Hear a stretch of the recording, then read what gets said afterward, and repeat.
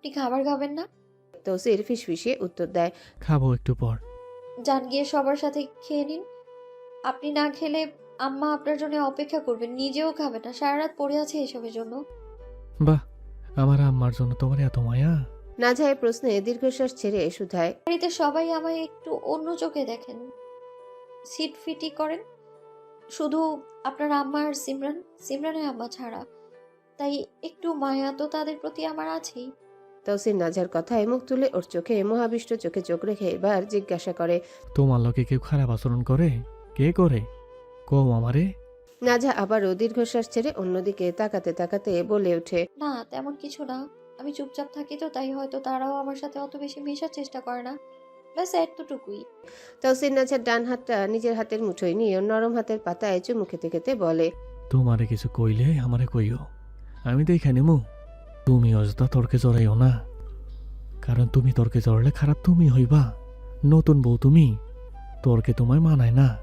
6-7 মাস যাক, তারপর তুমি রাজত্ব করিও, সমস্যা নাই।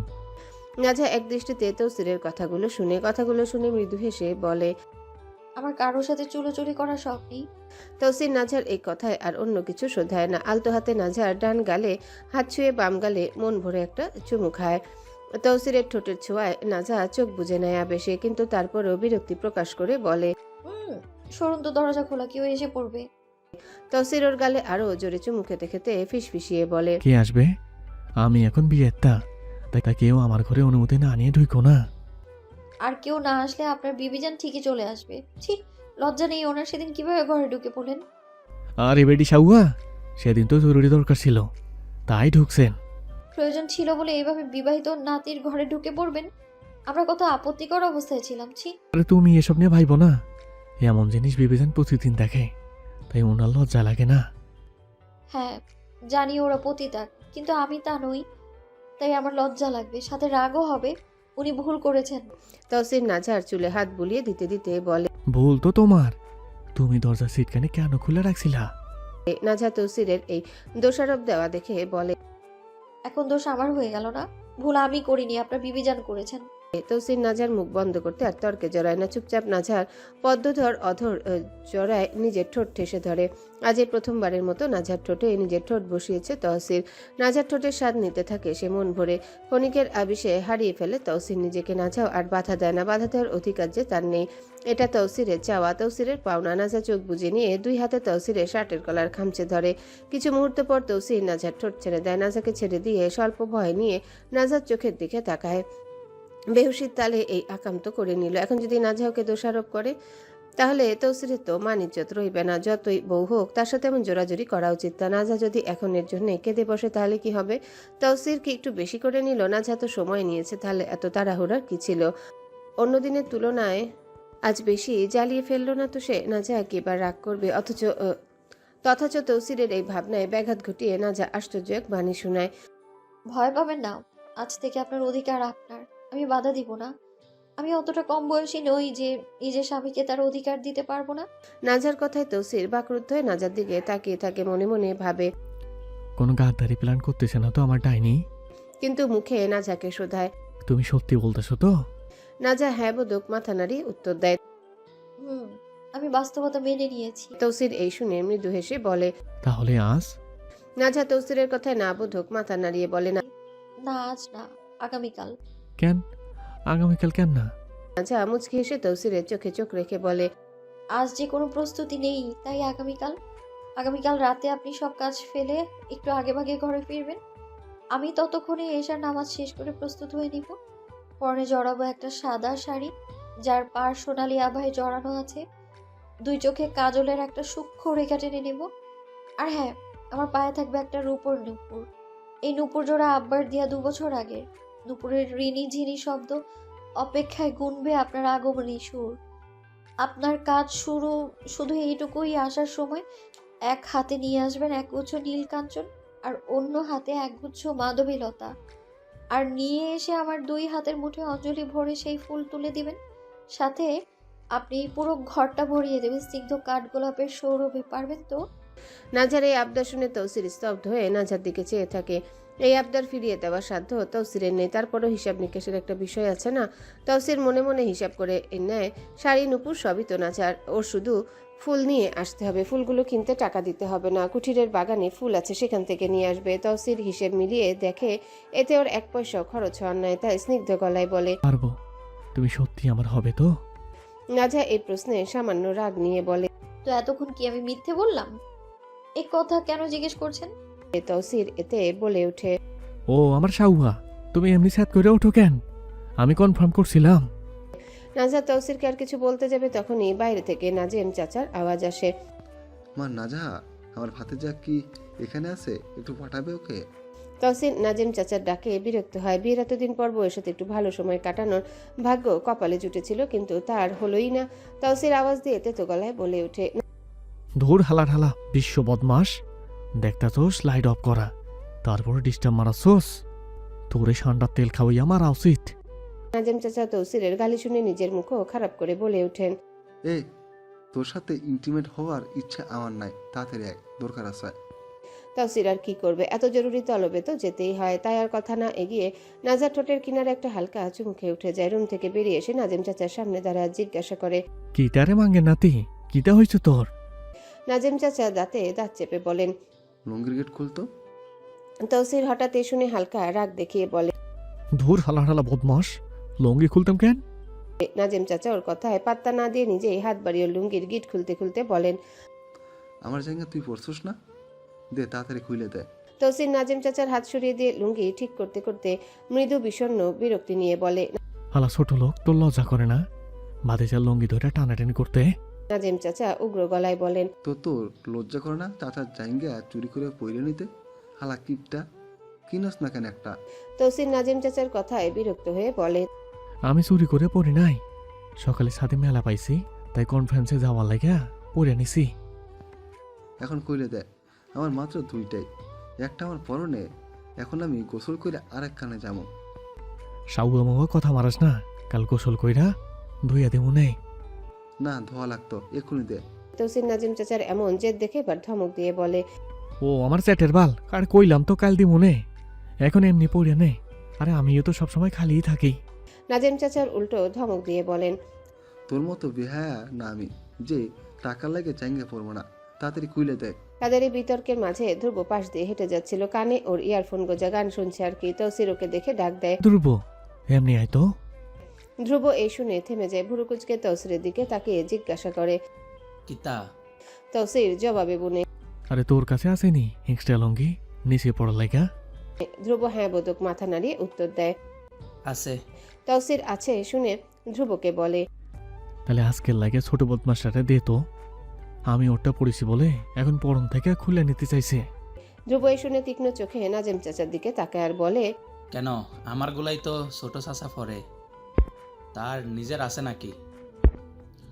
তৌসিরে শুনে আর চোখে নাজেম চাচার দিকে তাকায়। ধ্রুব নিজের মতো চলে যায়। নাজেম চাচা তৌসিরে তাকানো দেখে এদিক ওদিকে তাকাতে থাকেন। তৌসির এবার তেতো হয়ে বলে। নিজের মানুষের জিনিস পড়ছস আর আমার এসে ডালং মারাস, বিশ্ব বেমান, তোরে ঠান্ডা খাইয়া মারা উচিত। তাদের এই কথাবার্তার মাঝে হাজির হন মিনাজ মামা আর রুদ্র। রুদ্র তাদের এভাবে তর্ক করতে দেখে জিজ্ঞাসা করে। কিতা হইছে? এমনি তর্কাতর্কি কি লাইকা করো? তৌসির রুদ্রের কথায় উত্তর দেয়। আরে আর কি কমু, ছোট চাষা নিজের মানুষের যাই জ্ঞানে পড়ে, আর সেই জিনিস আমি পড়লে আমার পরন থেকে টাইনা নেয়। মিনহাজ মামা নাজেম চাচার পক্ষ ধরে বলেন। তোর তো বেটা ঘরে চাঁদ আছে, কিন্তু আমাকেও নাই দেখাই পাদের পিছনে পইরা থাকি। আচ্ছা এগুলো বাদ দাও, বিবি জান ডাকতেছে খাইতে চলো। আর ছোট চাচা, তোমার যা ভাই পড়ছে এইটা আমরা থাইক্যা নিয়ে নিও। নাজেম চাচা দীর্ঘশ্বাস ছেড়ে বলেন। হ্যাঁ চল, খাইয়া আবার কুটরি যাইতে হইব, আজ তো ঝাক্কাস গরম পার্টি আছে। এই বলে তৌসিরের কাঁধে জড়িয়ে ধরে ওকে নিয়ে হাঁটতে হাঁটতে বলেন। আজ তুই আয়, আমি আর মিনা যাবো। ওখানে আম্মা বিদেশি পার্টির লাগিয়া নয়া নইয়া নতরকি আনছে, একটু মজা করিবেন, আয়। তৌসির সামনে পা ফেলতে ফেলতে নাজেম চাচার দিকে বিরক্ত চোখে চেয়ে বলে। তোদের মতো এত কুয়া ভাড়া উত্তেজনা আমার নেই যে ঘরে চাঁদ রেখে পাদের পেছনে দৌড়ামো। আমার লগে আমার বউয়ে যথেষ্ট। মিনহাজ মামা এই শুনে অসহায় ভঙ্গির ভান করে বলেন। রুদ্র জবাবে বলে। তো আনো না কেন ঘরে চাঁদ? বুড়া হয়ে যাইতাছো কিন্তু বিয়া করতেছো না, তোমরা বিয়ে শাদী করলে আমার পথটা একটু ক্লিয়ার হয়। নাজিম চাচা রুদ্রের কথায় ওর দিকে আর চোখে চেয়ে বলে, তোর তো লাইন ক্লিয়ারই আছে বেটা। আম্মা হ্যাঁ বললেই সিম নান তোর, কিন্তু আমাকেও কে বই দিব? না আছে সুন্দর একটা চেহারা, আর না আছে সুন্দর একটা চরিত্র, তোকে দুইটা। আর যাই হোক, একটা সুন্দর চরিত্র আছে, আমাকেও তো ওইটাও নাই। তৌসির বিরক্ত প্রকাশ করে। বিয়ে কইরা নাও, তাইলে দেখবা বউয়ের আসক্তিতে অন্য নারীর ভূত মাথা থেকে এমনিতে ঝরে যাইব। ব্যালকনিতে অন্ধকারের মধ্যে সোফায় চুপটি করে বসে আছে নাজা আকাশ পানে চেয়ে। দিনের অবিশ্রান্ত বৃষ্টি থেমেছে ঠিকই, কিন্তু রাতটা কেমন ভেজা চাদরের মতো জড়িয়ে আছে চারপাশকে। ব্যালকনির গিলবে এখনো ফোঁটা ফোঁটা পানি গড়িয়ে পড়ছে, বাতাসে মাটির সোদাগন্ধ এঁটে আছে। এই ভেজা স্যাঁতস্যাঁতে অন্ধকারের মধ্যে সোফায় গুটিয়ে বসে আছে নাজা। ওর কোলে পড়ে আছে ওর প্রিয় গিটারটি, আঙ্গুলগুলো আলতো করে তারের উপর রাখা, কিন্তু কোনো সুর তৈরি হচ্ছে না। নিস্তব্ধতা ভাঙার কোনো ইচ্ছেই যেন নাজার নেই। নাজার সেদিকে খেয়াল নেই। ওর দৃষ্টি স্থির হয়ে আছে মেঘে ঢাকা আকাশের দিকে। এই নিকষ কালো ক্যানভাসে সে কি খুঁজছে তা কেবল সেই জানে। চারিপাশের এই শীতল ভেজা নিস্তব্ধতার সাথে ওর ভেতরে জগৎটার অদ্ভুত এক মিল। শুধু গিটারটাই যে যা বেসুরো বোবা হয়ে পড়ে আছে। তৌসির বেরিয়ে যাওয়ার পর নাজার ফোনে কল আসে ওর ভাই নাজহারের। বেশ কিছু সময় তার সাথে কথা বলে। পৃথিবীতে বর্তমানে একমাত্র আপন বলতে যদি কেউ থাকে তবে সে তার ভাই নাজহার। মায়ের সাথে কথা হয় না, কিন্তু নাজহারের সাথে দিনে অন্তত 3-4 বার কথা না হলে চলে না। এই একটা মানুষের সাথে কথা বললেই কেবল নাজা একটুখানি শান্তির খোঁজ পায়। ওর ভাইটা বড্ড বুঝদার। এই বয়সে সারাদিন পড়াশোনা, নিজের ছোটখাটো আবিষ্কার নিয়ে ব্যস্ত থাকে। মহাবিশ্ব, নক্ষত্র এসব নিয়ে ওর আগ্রহে শেষ নেয়। ওদের মায়ের মতো নয় সে। মা তো দ্বিতীয়বার বিয়ে করে নতুন সংসার পেতেছেন, সেই সংসারে আরও 3টি সন্তান। যদিও সেই ভদ্রলোকও আর বেঁচে নেই, তবু সেই নতুন ভাই বোনদের সাথে নাজহার কোনো কালে সখ্যতা গড়ে ওঠেনি। সে কারোর সাথে তেমন মেশে না। নাজহারের জগৎটা খুব গোছানো। নিজের পড়াশোনা, তার ছোট্ট টেলিস্কোপটা দিয়ে রাতের আকাশ দেখা, নতুন কিছু আবিষ্কারের চেষ্টা, এ নিয়েই সে মগ্ন। আর এই সব কিছুর ফাঁকে রুটিন করে দিনে কয়েকবার সে তার এই বোনটির খোঁজ নেয়। ব্যাস এতটুকুই তার জীবনের রুটিন। নাজা এসব ভেবে দীর্ঘশ্বাস ছেড়ে এবার গিটারের তারে হাত বুলিয়ে সুর তোলে। তৌসির খাওয়া দাওয়া শেষ করে ঘরে এসেছিল নাজাকে একটু জ্বালাবে বলে, কিন্তু ব্যালকনির দরজায় পা রেখে যখন নাজাকে এত নীরবে গান গাইতে দেখে তখন আর জাউরামি করতে ইচ্ছে হয় না বিধায় চুপচাপ দাঁড়িয়ে থাকে, মুগ্ধ হয়ে নাজারের গলায় গানটা শুনে আর মনে মনে বলে, আমার সিনালের গলা আর চোখ চুলের মতোই সুন্দর। শিকদার বাড়ির বিবিজানের ঘরে সোফায় বসে আছে ধ্রুব। তার অপোজিটে বসে আছেন তার বড় ফুপু আর ওনার মেয়ে। ওনাদের সাথে বসে আছেন বিবিজান। এখানে ধ্রুবর বিয়ের কথা চলছে। হঠাৎ বিবিজান ঠিক করেছেন ধ্রুবর সাথে বিয়ে দিবেন ওনার বড় মেয়ে, মানে তৌসিরের বড় ফুপু সুলতানার একমাত্র মেয়ে ইকরার। গতকালই সিদ্ধান্ত নিয়েছেন, আর আজ ইকরা তার মাকে ডেকে পাঠিয়েছেন। ইকরা আর তার মা এসেছেন। এখন ওনাদের আর ধ্রুবকে নিয়ে বিয়ের মত নেওয়ার পালা চলছে। পরে বাড়ির সবাইকে নিয়ে বসবেন। ইকরার মাও এত বেশি যাওয়া আসা করেন না প্রয়োজন ব্যতীত। ইকরা পুরো নাম ইকরা মারজান, বাবা সাজাদ মারজান। ইকরার বয়স 21, ভার্সিটিতে পড়ে, কিন্তু তার প্রফেশন হলো বাবার বিজনেস সামলানো। বাবা অসুস্থ হওয়ায় আর একমাত্র সন্তান হওয়ায় নিজের বাবার সবকিছু লোভী আত্মীয়দের হাত থেকে বাঁচাতে নিজেই এই এতটুকু বয়সে বিগত 6 মাস ধরে পড়ে আছে বিজনেস নিয়ে। অবশ্য এই নিয়ে তার আগ্রহ আছে বটে। তো যাই হোক, বর্তমানে আসি। ধ্রুবর বয়স 26, ইকরা ধ্রুবর ছোট। তাই বিবিজান সিদ্ধান্ত নিয়েছেন ধ্রুব আর ইকরাকে বিয়ে পড়িয়ে দিবেন।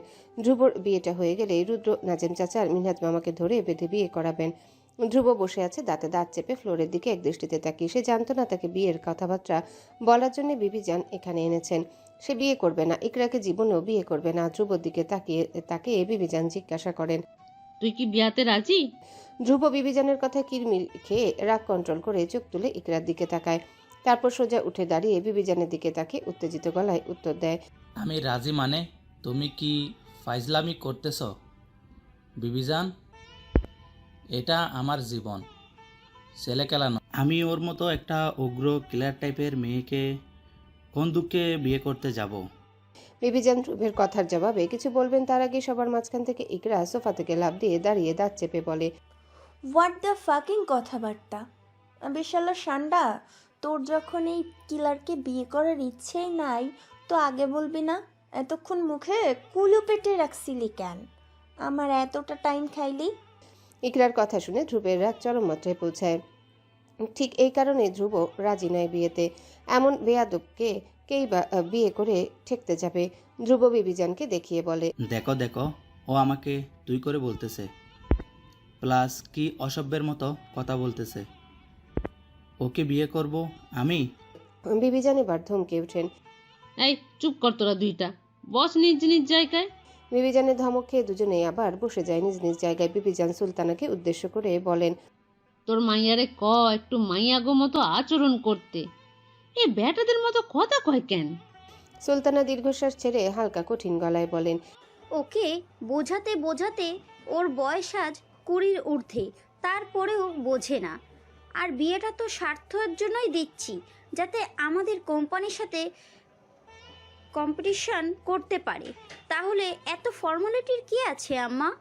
ইকরা বিবিজানের দিকে তাকে স্পষ্ট গলায় বলে, দেখো নানি জান, তোমার এই নাতিরে বিয়ে করার শখ আমার নাই। আমি এখানে আসছি শুধু তোমার কথা রাখার জন্য। এখন বলো কি সিদ্ধান্ত? বিবিজান উত্তরে কিছু মুহূর্ত চুপ থেকে বলে ওঠেন, এই বিয়ে হবে। আমি ধ্রুবের বাপের লগে কথা কইয়া বিকালে ডেট ফাইনাল করতেছি। ইকরা এতে উচ্চস্বরে বলে ওঠে। আলহামদুলিল্লাহ, যাক, ডিল বৃথা গেল না। ধ্রুব স্থবির হয়ে বসে থাকে। বিবিজানুর জীবনে এমন বিপদ ঢুকিয়ে দিবেন তা কোনোদিনও স্বপ্নেও কল্পনা করেনি ধ্রুব। ধ্রুব চিৎকার করে বলে ওঠে, এই বিয়ে আমি করব না। আমি এই অসভ্য বেত্তামিজকে নিজের বউ মানব না।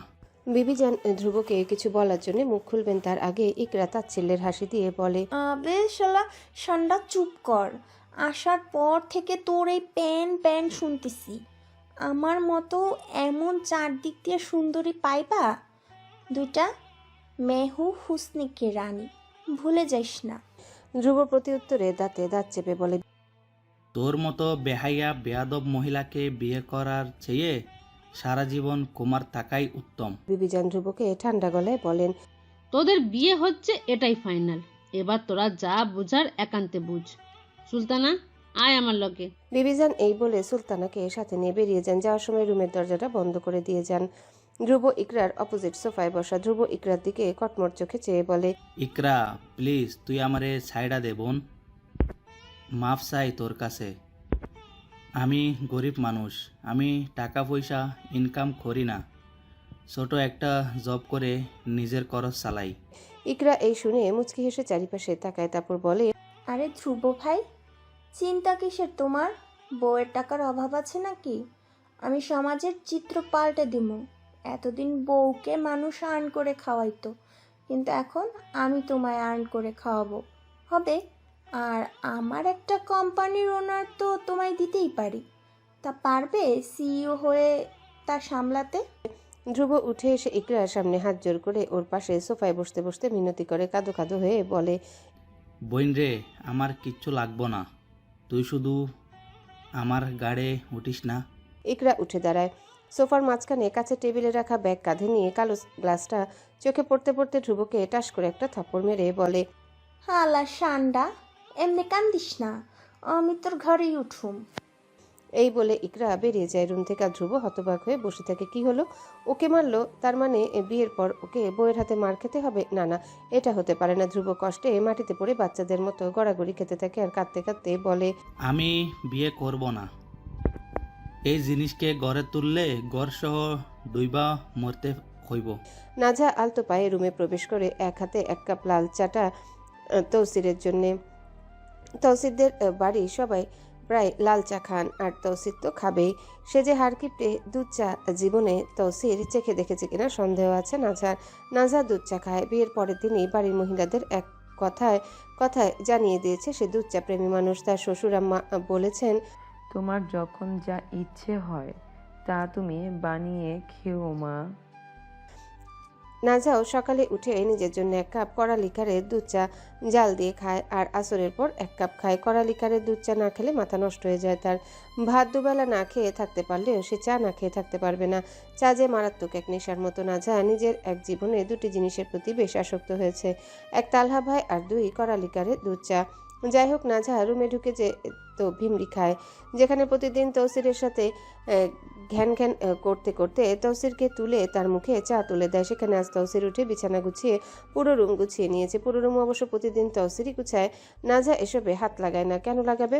অগোছালো তো সেই করে, না করে তৌসির, তাই গুছানোর দায়িত্বটাও তার। তৌসির শুধু রুমই গুছায়নি, সাথে নিজে গোসল করে আয়নার সামনে রেডি হচ্ছে। নাজা ধীর পায়ে আয়নার সামনে তৌসিরের পিছনে দাঁড়ায়। তৌসির আজ সাদা পাঞ্জাবি আর সেদিনে নতুন কালো লুঙ্গিটা পরেছে। তৌসির মানুষ যাওরা হলেও দেখতে কিন্তু মাশাআল্লাহ সুবহানাল্লাহ। এটা নাজা নিজেও স্বীকার করে। নাজা তীক্ষ্ণ দৃষ্টিতে তৌসিরকে একবার পরখ করে নেয়। আয়নার মধ্যে নাজাকে দেখে তৌসির একগাল হেসে জিজ্ঞাসা করে। কি তেলো আমার সুন্দর লাগরে নি? নাজা ভুরু কুচকে তৌসিরের দিকে এগিয়ে এসে চায়ের কাপটা ড্রেসিং টেবিলের স্টেজের উপর রেখে তৌসিরকে জিজ্ঞাসা করে। আপনি এত সকালে উঠে গেলেন, আবার রেডি হচ্ছেন, কোথাও যাবেন নাকি? তৌসির হাত বাড়িয়ে চায়ের কাপটা নিয়ে এক চুমুক দিতে দিতে বলে।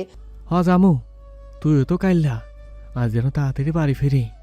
তো তাড়াতাড়ি ফিরতে হইলে তাড়াতাড়ি যাইতে হইব না? নাজা কারণ শুনে বুঝতে পারে এই লোকের আর তর সইছে না। নাজা নরম গলায় অন্যদিকে তাকাতে তাকাতে তৌসিরকে খোঁচা মেরে বলে।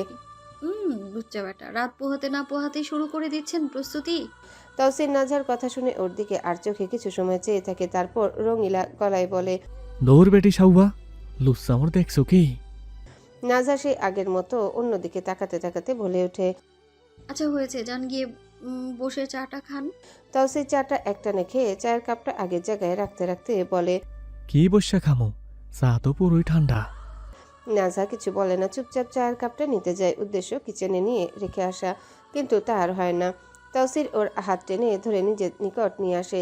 নাজার কোমরে হাত দুটো রেখে চঞ্চল ছোঁয়া ছড়িয়ে দেয় তার শরীর জুড়ে। নাজা লজ্জায় গুটিয়ে যায়, লাজে লাল হয়ে আসে ওর মুখায়বব। নত যেন দৃষ্টিতে হালকা হালকা হাসতে হাসতে বলে। তৌসির কি করছেন? যান এখন কাজে যান, সব রাতে। নাজার এই লজ্জা দেখে তৌসিরের হার্ট অ্যাটাক করার অবস্থা। ও সবুজ বাঘিনী এভাবে লজ্জাও পায়, বাহ কি সুন্দর দিন তার দেখতে হচ্ছে। তৌসির নাজার থুতনিতে মৃদু স্পর্শ ধরে ওর লজ্জায় টুকটুকি হয়ে ওঠা মুখশ্রী তুলে নিজের দিকে তাক করায়। নাজাও এবার তৌসিরের মুখ পানে তাকায়। তৌসির প্রেমে ডোবা চোখে ওকে এক দৃষ্টিতে তাকিয়ে থাকে। নাজার লালচে আভায় ফুটে ওঠা স্নিগ্ধ মুখ পানে। নাজার লজ্জার উষ্ণতার গাল দুটো গোলাপের পাপড়ির মতো টুকটুকে হয়ে গেছে। মুখটা দেখে মনে হচ্ছে লজ্জার রঙে রাঙানো সাদা গোলাপ। তৌসির নাজার এই রূপ দেখে বড়ই অবাক আর মুগ্ধ, ভীষণ মুগ্ধ। শুধুই মুগ্ধ নয়, মোহগ্রস্ত, সাথে বিস্ময় সিক্ত।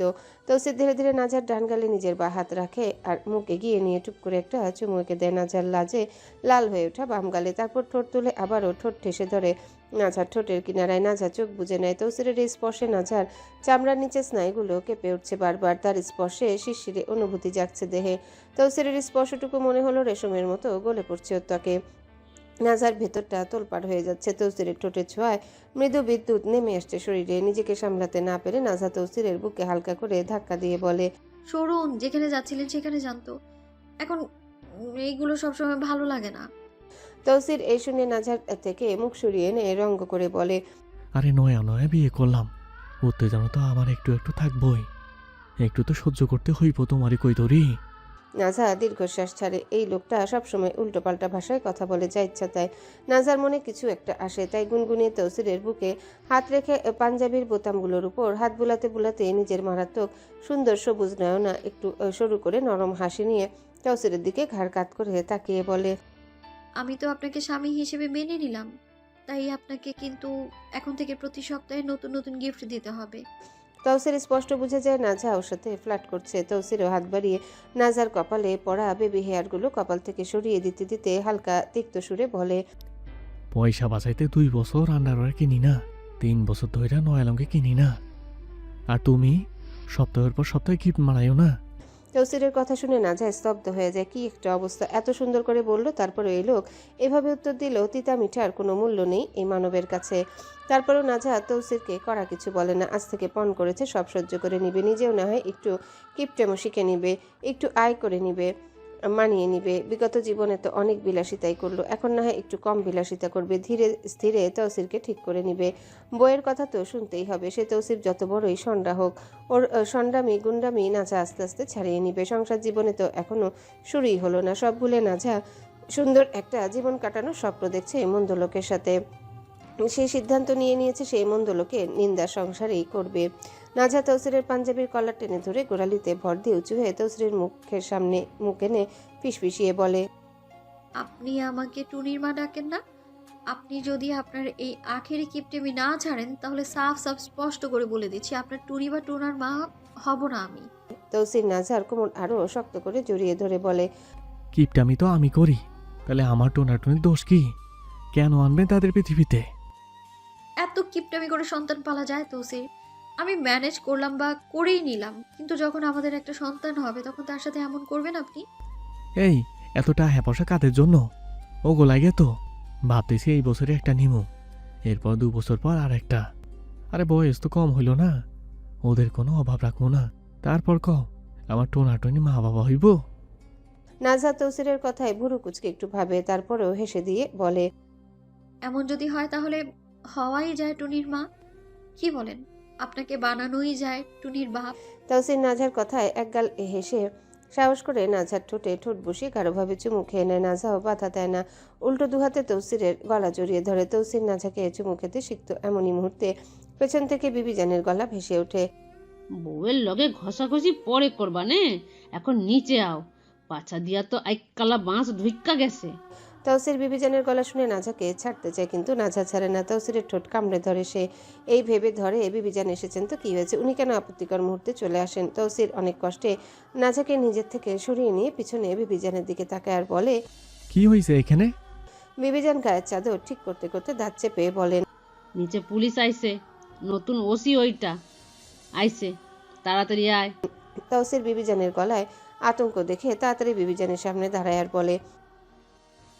বিবিজান কটমট চোখে নাজার দিকে এক নজর তাকিয়ে ফের তৌসিরের দিকে তাকিয়ে বলেন, ঠোঁট মোচ রক্ত পড়তাছে।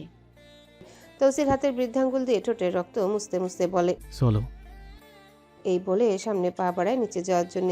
নিচে এসে দেখে বাড়ির সবাই এখানে উপস্থিত। ওর বাপ, চাচা, চারজন এখানে, দাদা জানোর সাথে ওর মা, চাচি, চাচাতো ভাই বোনেরা সবাই এক কোণে দাঁড়িয়ে আছে।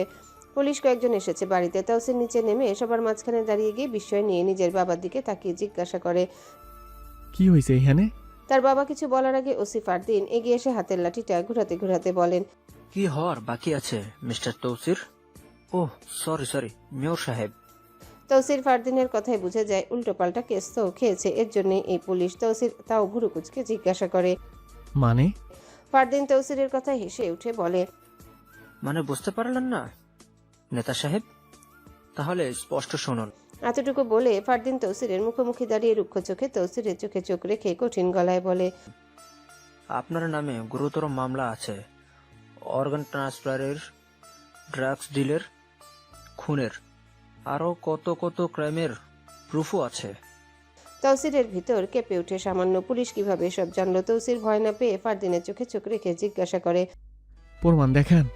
ফারদিন তৌসিরের মুখের সামনে ফোন ধরেন। ফোনের স্ক্রিনে ঝুলছে তৌসিরের সেই পতিতা মেয়েটিকে খুন করার দৃশ্য, অর্গান বের করে নেওয়ার দৃশ্য, ড্রাগস ডিলারের সময়কার দৃশ্য। তৌসির স্তব্ধ এক দৃষ্টিতে ফোনের দিকে তাকিয়ে থাকে, মুখে কথা নেই, একদম চুপ। উপস্থিত সবাই যেমন এতক্ষণ নীরবতা পালন করছিলেন, তৌসিরও তেমন নীরবতা পালন করতে থাকে।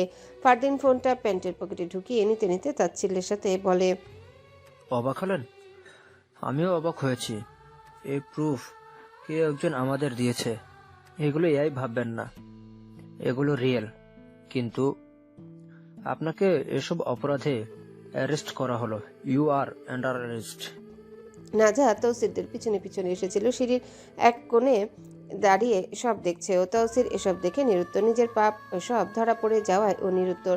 নাজার চোখ দুটো টলমল করছে এগুলো দেখে, কিন্তু অশ্রু বাইরে আসার শক্তি পাচ্ছিল না। বুক থেকে গলা পর্যন্ত একটা দলা পাকানো কষ্ট উঠে আসছে, শ্বাস নিতে কষ্ট হচ্ছে। সে স্তব্ধ। বাইরের নাজা এখনো দাঁড়িয়ে, কিন্তু ভেতরের যে নাজা, যে তৌসিরের সাথে সুন্দর সংসারের স্বপ্ন দেখছিল, সে এতক্ষণে সিঁড়ির কোলেই মৃত্যুবরণ করেছে।